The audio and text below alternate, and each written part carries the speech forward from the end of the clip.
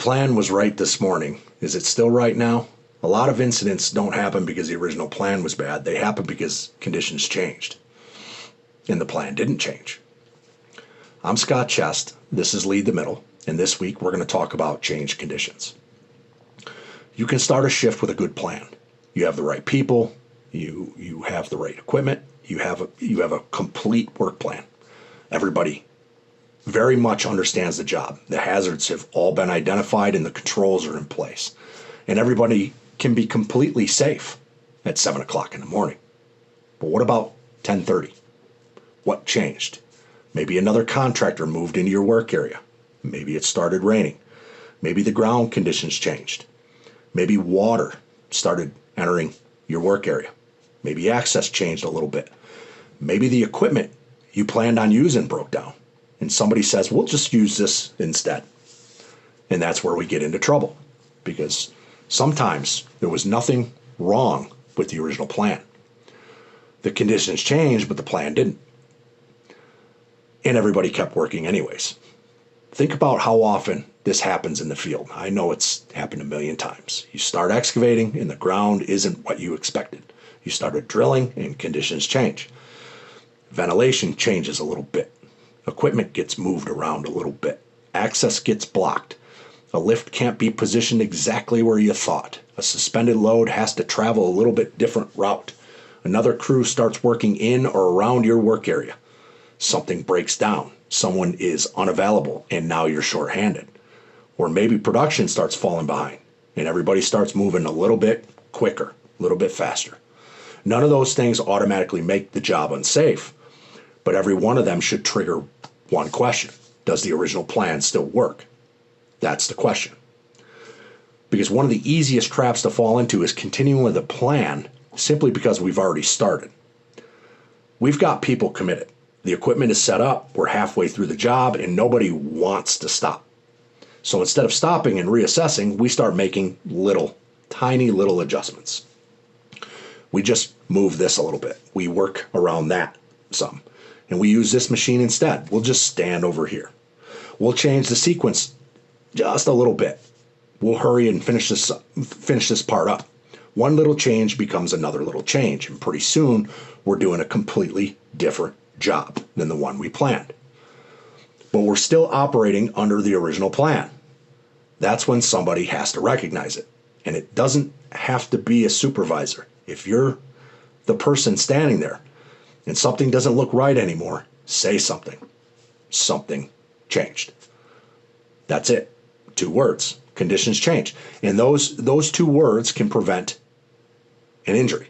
Supervisors, when somebody tells you conditions changed, don't immediately respond with, it's fine, keep going. Take a look. Ask what changed. Listen to the people performing the work. Then determine whether the controls still match the hazards. Sometimes the answer is yes, we're still good, keep working. But sometimes the answer is no, we need to stop. We need to update the plan. We need to change the equipment. We need to barricade the area. We need to get one more hand in there, one more person.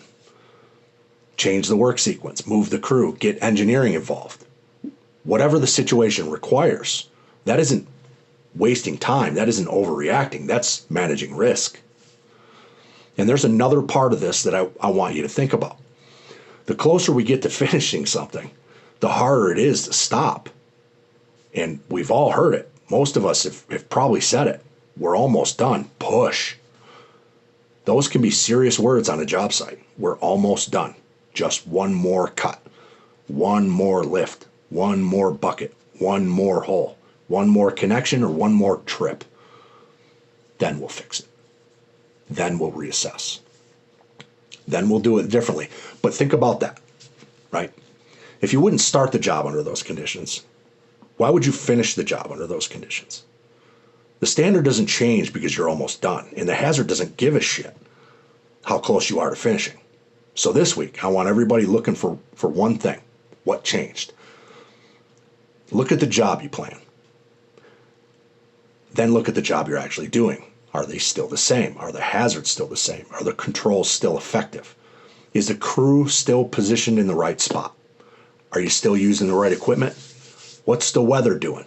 Has access changed? Has manpower changed? Has the sequence changed? Has another contractor entered the work area? Has anything happened that changes the risk? And if the answer is yes, stop, reassess, and maybe it takes 5 minutes. Maybe it takes 20 minutes, 30 minutes, an hour. But compare that to what happens after somebody gets hurt. The investigation, the shutdown, the paperwork, the hospital, the call to the family. And eventually, somebody's going to ask, when did we first know that conditions had changed? And far too often, somebody knew, somebody saw it, somebody noticed it, somebody didn't look, something didn't look right, but everyone just kept going. Don't let that be you, and don't let that be your crew. When conditions change, the conversation has got to start again.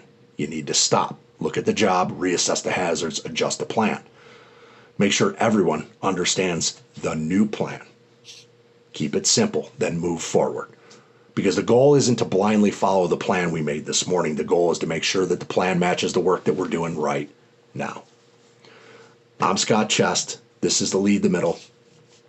Keep it safe out there this week.